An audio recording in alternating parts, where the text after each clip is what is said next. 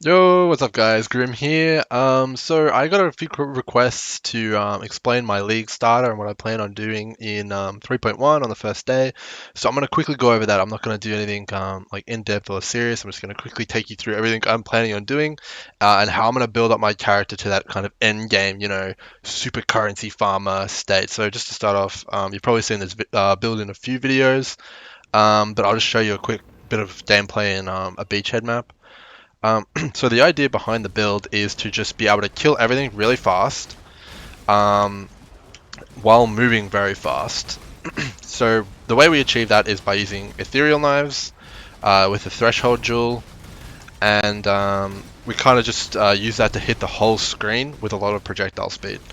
Um, and the idea behind that is you don't want to have to aim your skill. Aiming the skill can get quite intensive on your wrist, for me at least personally, and I don't really like that. I like to kind of just sit there and cruise through maps, like not having any problems with that.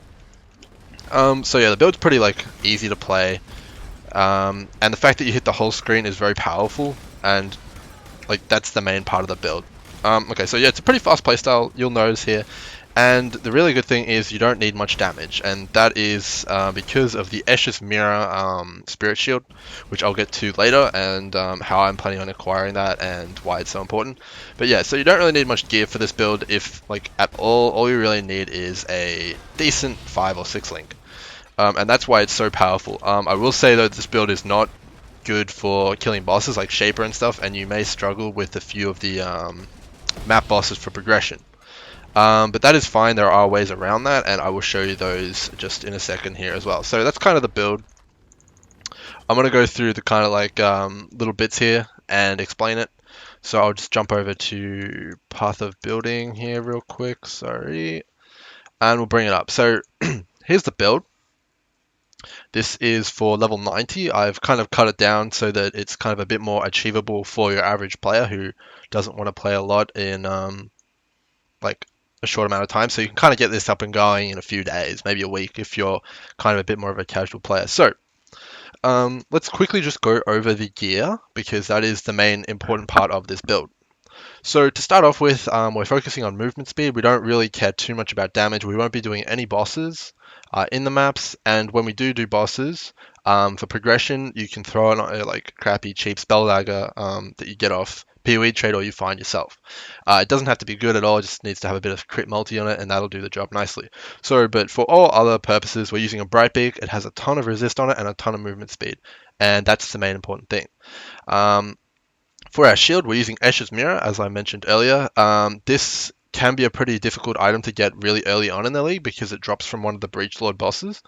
And to really get breaches, like effectively and efficiently, you need to be in maps and sextoning your maps with white sextants or yellow sextants to get the breach modifier on the maps. That's when like more of these will really come into the economy. So to get it really starting off, it's not too easy, but you will be able to get it probably like day 1 or 2, maybe 3 for like an exalt, and then moving forward it'll drop down to like 10, 20 C from there. So if you're trying to power through, then you're going to need a bit of currency for this item, but if you don't, then it'll be cheap when you do buy it. Moving on, you can get any helmet you want as long as it has the projectile speed for ethereal knives on it, and you don't actually even need this piece of gear either. You can do fine without the proj speed, but basically this is just going to make your EK go even further on the screen, which is the whole point of the build, to hit the whole screen. So yeah, you can get away with it, but you don't need, like, it's good to have. So basically pick it up when you can. If not, all good. Moving on. Okay, so this is the bit that a lot of people don't normally use on their builds for EK, but I really like it, and that is the Lionized Vision chest piece. It's really easily to like available. Like lots of people have it and they just want to get rid of it, so you can get it for like 1 or 2 C. I got a max roll one for like 5 C day one, which was kind of ridiculous. So basically, this just makes your 6 link a 7 link because you no longer have to use Pierce, which is very powerful. 7 links are like no joke, and it also has a really decent chunk of life on it. The downside with using this item is you'll notice it's a strength item, and when we get to the gem links, you'll notice that I only use one red gem. So it can be really difficult to color it, but using the jeweler method on Verici, which there's lots of guides out there, you can look that up. You basically 5 6 socket it until you get your 5 off color. However, there is a different chess piece that I'm considering using this league, and I'll go over that in a second as well. So yeah, really great chess piece. Even if you only get it on a 5 link, it becomes a 6 link because of the piece inherently in it. Moving on, these are a pair of Insanity gloves. They're decently rolled. So basically, what Insanity gloves do is it takes all of your attack speed and then multiplies it again for movement skills, which is really broken for shield charge. So these gloves, by equipping them with the Insanity essence, are worth about 40 to, I would almost say 45% attack speed for your movement skills, which is massive. So Insanity gloves must have. There's no better gloves that you can get, to my knowledge, without actually having tried the new Shaper and Elder items. There's no unique that are better than these. Yeah, so get them. Even if they've only got life on them. Like in the past leagues, I've just rolled Insanity gloves, got nothing on my first try, and I just went to Haku and crafted life on them. I made up my resists in other places, and they were still worth it for me. So even if you get unlucky, they're still really good. Um, so Comb's roots are my boots of choice. So basically, what these do is they make it so you can't be stunned, which is pretty massive. I've died a lot to stuns in the past, and I was kind of sick of it. And the other thing is you can't be slowed below base movement speed. So basically, what that means is you can run temporal chains maps. And by removing that from your reroll pool, and it's a super common mode as well, by the way, you can kind of be more efficient with your orbs of alchemy at the start when they're kind of difficult to obtain. These boots are really, really, really common.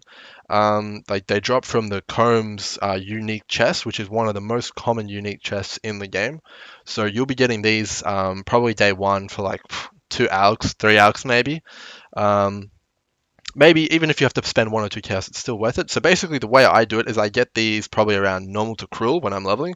So like 1 or 2 hours into the league, that's how common they are. And I take it into cruel lab with me, and I try and roll leech on kill. And if I don't get it, then I'll kind of do the rest of the story. You don't need it to level. And then when I get to maps, I go back to Cruel Lab and I keep running it until I get Leech on Boots for these. Because Leech on Boots is absolutely important for this build because it will completely sustain all of your mana without worrying. So you don't need mana regen, clarity, or anything like that. So Leech on Boots is like one of the things you need to get day one on your character if you can. So moving on. By the way, you can also buy these if someone has them up for trade with the enchant on them, if you can kind of find that. Moving on, so we've got Bisco's collar. This is going to be a very rare item in the next expansion, apparently. So if you're kind of just playing for the fun of it, you don't really need this item. As an alternative, I'd use either a new rare Shaper amulet or Elder amulet, whatever. Or I would use the Karui ward, which gives you projectile speed. But Bisco's collar is probably worth it in the long run if you can get one at a reasonable price. For rings, I just use 2 rare rings. You can use coral rings if you want a bit more defense, or you can use diamond rings, which I've used here, for more crit. This is just going to make your playstyle more consistent. You're going to be making sure that you always crit with your diamond flask up. For my belt, I just put a leather belt here because I'm actually going to be using the new Abyss belt, the Stygian Vice, I think it's called. Either that or I'll be using a Shaper or Elder belt, but I'm not sure what mods you can get on those yet, so that's currently unclear at the moment. But the Stygian Vice looks pretty good. That's the one that you can put the socket in because those Abyss jewels look kind of broken. Okay, so for flasks, obviously you use a Vessel of Vinctar. We have a Silver Flask with Phrase Immunity. With all these flasks, if you can get surgeons on them, you should, because surgeons basically means you're going to have them up all the time because you're going to be critting all the time. So yeah, we've got our silver flask of freeze immunity. We've got a basalt flask of shock immunity. Shock immunity is absolutely imperative when you're using Victor, because if you don't have it, then you're going to be taking 50% more damage, which is a suicide mission basically. So yeah, if you pick up Victor, you need the shock immunity flask. And then we've got our diamond flask with bleed immunity. Basically, these three are all kind of 100% necessary. You need to have freeze, you need to have bleed, and you need to have shock immunity. That's 100% mandatory on pretty much every build. Sometimes you can get away without shock immunity if you're not using Victor. And then lastly, this is probably the big ticket item of day one that I want to be getting is an Alchemist's Quicksilver Flask of Adrenaline. So basically, this is going to make you Sonic the Hedgehog. You're going to be turboing through everything. This is like going to improve your clear speed more than any other item day one. So you should be trying to get this ASAP. And I roll all my alterations into this after I've got my immunity flasks. So for Jules, this is probably getting a bit more on the not budget side. I'm going to be using two inspired learnings. And I'll show you where those go on the tree in a second. I'm also going to be using a Blue Dream. I doubt this is going to be available day one, but yeah, like when it does become available, I'll be buying it, and it's a pretty important item later on in the league, probably like a week or two in. They'll be like 10C or maybe a little bit more. They could be as high as 30C, but I'm just not sure.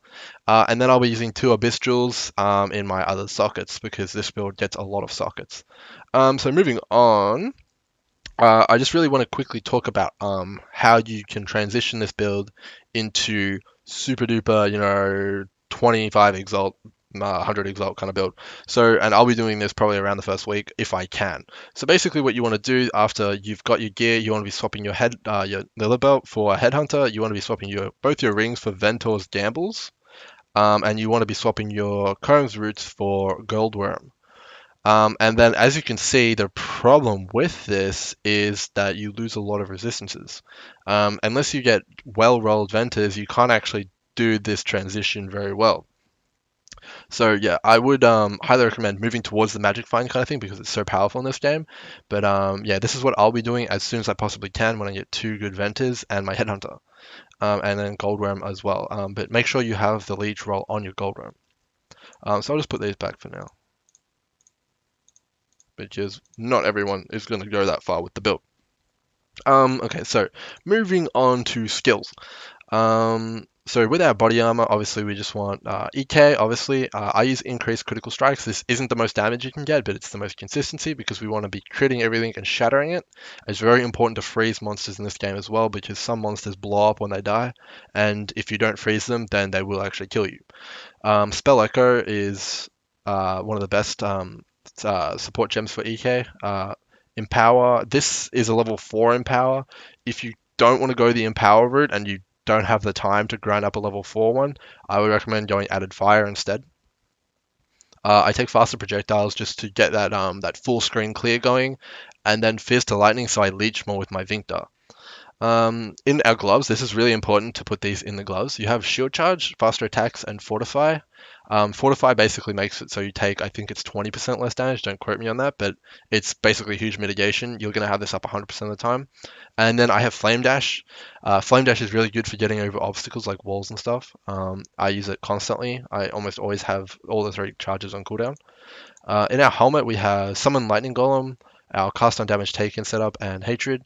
You don't want, it doesn't really matter, but generally you don't want the cast on damage taken linked to the lightning golem, but later on it doesn't matter because these will be higher level than these. Make sure that your Immortal Call cast on damage taken setup is level 4.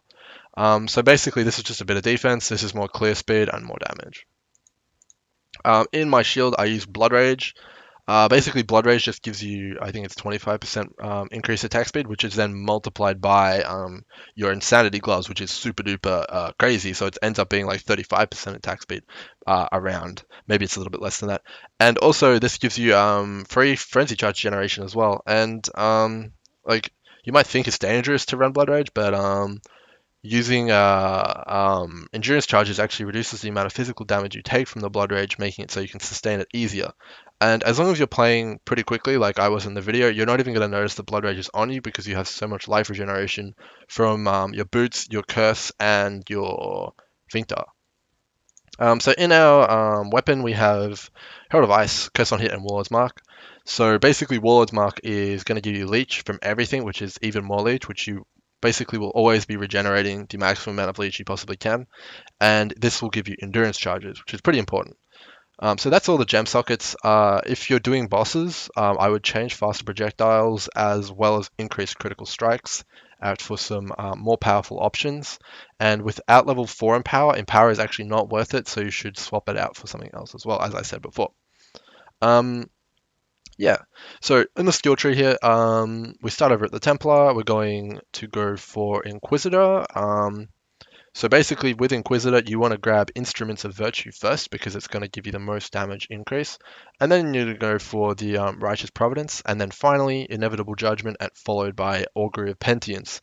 Uber Lab is very difficult for this character without a support or something like that, so I would recommend you buy a carry. But yeah, you don't you. It's nice to have the Uber Lab Ascendancy, but it's not even necessary. On my level 98 character, I don't even have it because I didn't want to buy a carry, couldn't be bothered. So it's not necessary, but I will obviously be buying it ASAP when I can in the new league to get every little bit of advantage. So yeah, we start off at the Templar, we move up here, and to begin with, you want to be just grabbing all the life you can, and then making your way over to the critical strike and all the damage over this side of the tree. Um, in terms of like actually what you get first, it's hard to say because I will not be leveling as EK because you actually do need a little bit of gear to get it going. I'll be leveling as Frostbolt with the Threshold Jewel, and I will also be playing with a support to start off with. So it's kind of difficult for me to lay out exactly how to level your character to maps. I would recommend following a Frostbolt guide because those are the most two like closely linked skills which are like powerful. So yeah, find a Frostbolt leveling guide, and then you can move on to EK when you're later on in the build. So the notable things here are that we grab a lot of life on the tree. We put our first inspired learning jewel over here, which if you don't know what it does, basically like it's a really bad version of Headhunter. It'll steal one modifier from rare monsters and give it to you, as opposed to all of them from Headhunter, but it stacks. So having two inspired learning jewels will let you steal two rare modifiers. But those rare modifiers are very powerful. So yeah, we have to grab all of these over here, but that's fine because endurance charges and power charge is very powerful. We also grab all the life here, and we grab a bit of resistance here. So then we move up to Witch, making sure to grab the jewel socket here because jewel sockets are going to be broken in the new expansion. And here it's very important to get this node here, Lightning Walker, because that will allow us to use the Blue Dream. So basically what the Blue Dream does is it says if you have lightning resist in its radius, which this is its radius here, you will gain that chance on kill to gain a power charge. So just to go over it, we get power charges from the Blue Dream, which is the Jewel of Chayula. We gain endurance charges from our Curse on hit setup with Herald of Ice, and we gain frenzy charges from Blood Rage. So we have all three charges, which we passively get. We don't have to do anything to gain them, which is very powerful because we can focus on clear speed instead of keeping up our charges. So yeah, we have to grab this node for that, but lightning resist isn't too bad anyway, and we do scale a lot of lightning damage with our Escher's Mirror. So yeah, we grab our crit over here. I chose to get the life up here. It might not be the best like efficiency, but I really I value life over everything, and I wanted to be at 5k, so I grabbed it up over here. And then we move down here through to Shadow, grabbing the jewel socket over here and the crit multi up here for more damage.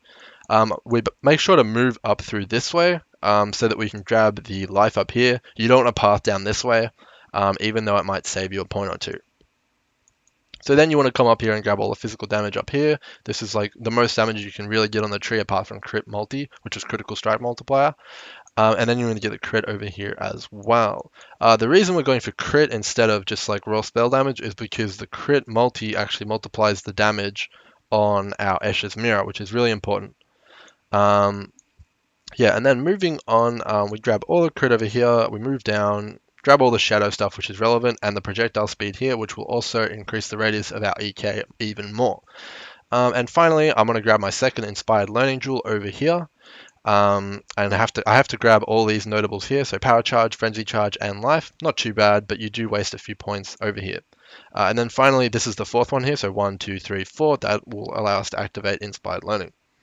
And then because we put a jewel socket in what I would normally get over here, we actually have to come down here to get the dexterity jewel socket that we need. So basically we have to waste 5 points here because we're playing double inspired learning instead of using a headhunter. Once we get the headhunter though, I will show you what changes we make to the trait real quickly. We're going to respec all of this. We're going to take away these. We will keep the life over here, and then instead of an inspired learning in here, we will throw, I think this is the one. No, it's not. It's this one. Yep. We will throw our Ring of Blades in there instead. And then you can also respec all of this stuff. We don't want that and we don't want that. And then now look how many points we have to spare. So with those points, what I generally do is grab the wheel of Scion life nodes up here. I think that puts me at 85. Yeah, so you want to grab all of that, and then you kind of have a few options. I grab more life. I grab the critical strike multiplier and lightning damage here, and I also grab cast speed and movement speed. And that takes me to 97, which I don't think that I will be going past on any one character this league because of the experience nerfs. But if I choose to go to 100, I would probably just get even more life. So I'd probably grab life here, and I might even grab a little bit of spell damage there. As for bandits, I went for Illyria because the mana regeneration is nice. The critical multiplier is amazing. It's going to be flat damage for us. And then also the resists are excellent at the start. Because you're going to be having so much trouble with your resists on the gear because we use so many uniques, you do really want to grab that early resist. Like 15% on all resistances is basically as good as a ring, like low levels. So yeah, it's very effective, as you could see in the video. Yeah, we're going to be just clearing stuff really quickly. I also recommend using Valhaste on cooldown. And yeah, it's really fun playstyle, and I will say it scales extremely well with supports because instead of having to run all your own auras, if you're playing constantly with a support, you can get rid of hatred, just run Herald of Ice, and you can grab Mind over Matter instead, and then have an extra basically 1,000 life, which is very powerful. So yeah, definitely a very flexible build. Scales very good with Headhunter, and scales very good with supports. Hopefully you guys enjoyed and you kind of know what I'm getting at for the start of the league this time. There could be a lot of changes. I will just quickly talk about one that I have here. I think it's called Impula's Broken Heart, is it? Yep, here we go. Okay, so with this specific item, let's see if it'll load. Yep, it'll load over here. Okay, so let's just take a look real quick. It's got 80 life on it. And you have increased damage if you've shocked an enemy, which we always will be doing. And then increased effective shock, that's no big deal. And then unaffected by shock. So what does this mean for our build? So basically for our build, what that means is we can drop a utility flask, which is basically huge. We can drop our basalt flask for a taste of hate, which is basically super defensive but also super offensive. What this allows us to do is basically have an extra link. It's kind of like having an added fire, but it's cold. As you can see here, gain 18% of physical damage as extra cold damage during the effect. That's very powerful because we're using a physical damage spell and we're scaling its level up as much as possible. But wait, it doesn't stop there. As I said before with the other chest, its colors are very bad. This is an evasion energy shield chest, which basically means for our build, as you can see over here, with EK, we have 3 blues and 2 red. Sorry, 3 blues and 2 greens. Now, when you use this chest piece, you will not have the free pierce, so you're going to have to cut in power, and what we'll be adding in there is another green gem. So basically, the colors are going to be perfect for it, and what that allows us to do is buy about 50 of them off PoE trade, corrupt all of them, and get a +1 jewel socket, socket of jewels, corruption on it.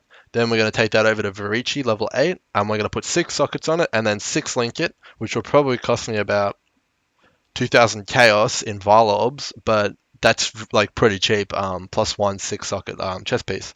What it also gives us is basically a Herald of Ice effect on with lightning damage, which we scale a lot of anyway on our tree. So yeah, potentially a very powerful item. Is it better than Lionized Vision? I don't know. I'm going to test it, but yeah, I'll get back to you on the that one after Abyss. So yeah, lots of stuff could change. Shaper and Elder items might be broken. The Abyss jewels are probably broken. So those might change a lot of things in this build, as well as some new uniques. But I think most of it's going to stay the same. I can't believe it didn't get nerfed. They nerfed the shit out of Dark Pact, but left this alone. Doesn't make much sense to me. But yeah, hopefully you guys enjoyed the guide. Take it easy and have a really good league start.